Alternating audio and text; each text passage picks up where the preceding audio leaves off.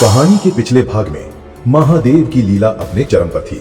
शनिदेव ने उन्हें सूर्यास्त से ठीक पहले ढूंढ तो लिया, पर तभी राजा के सेनापति ने महादेव को बंदी बना लिया, क्योंकि उनके झोले से रक्त टपक रहा था।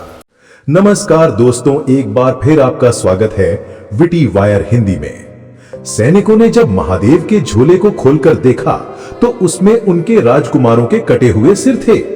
ये देख सेनापति महादेव को बंदी बनाने का आदेश देता है।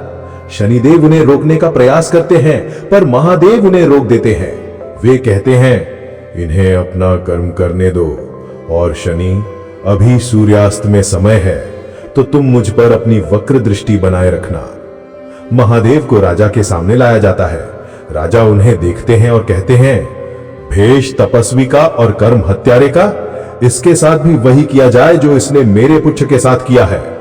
शनिदेव एक बार फिर उन्हें रोकने का प्रयास करते हैं, पर एक बार फिर महादेव उन्हें रोक देते हैं। जैसे ही महादेव का सिर काटने लगते हैं, सूर्यास्त हो जाता है। शनिदेव अपनी वक्र दृष्टि महादेव से हटा लेते हैं। तभी राजा के राजकुमार वहां दौड़ते हुए आते हैं।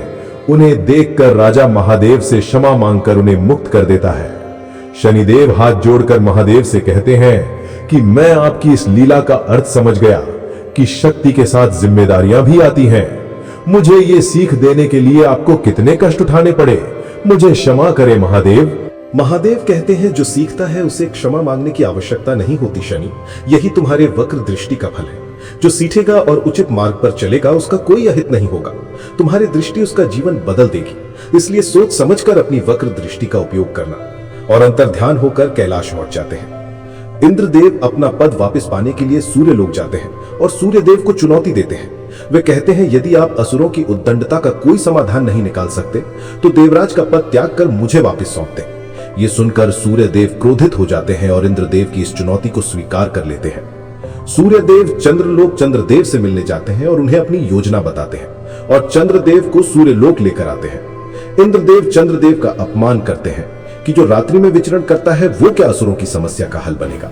तभी सूर्यदेव अपने ताप का एक अंश चंद्रदेव को प्रदान करते हैं और कहते हैं कि असुर रात्रिचर होते हैं, क्योंकि रात्रि में सूर्यदेव का प्रकाश नहीं होता। परंतु अब से चंद्रदेव रात्रि में सूर्यदेव का प्रकाश बनकर चमकेंगे और असुरों का नाश करेंगे। महादेव की इस अद्भुत लीला से शनिदेव को मिली सीख के बारे में आपकी क्या राय है? क्या सूर्यदेव और चंद्रदेव की ये योजना सफल होगी? और कर्म फलदाता शनि अब अपना न्याय चक्र कैसे चलाएंगे? अपनी राय हमें नीचे कमेंट्स में जरूर बताएं। अगर आपको ये कहानी पसंद आ रही है तो वीडियो को लाइक करें, अपने दोस्तों के साथ शेयर करें और विटी वायर हिंदी चैनल को सब्सक्राइब करना ना भूलें। मिलते हैं कहानी के अगले अध्याय में। तब तक के लिए नमस्कार।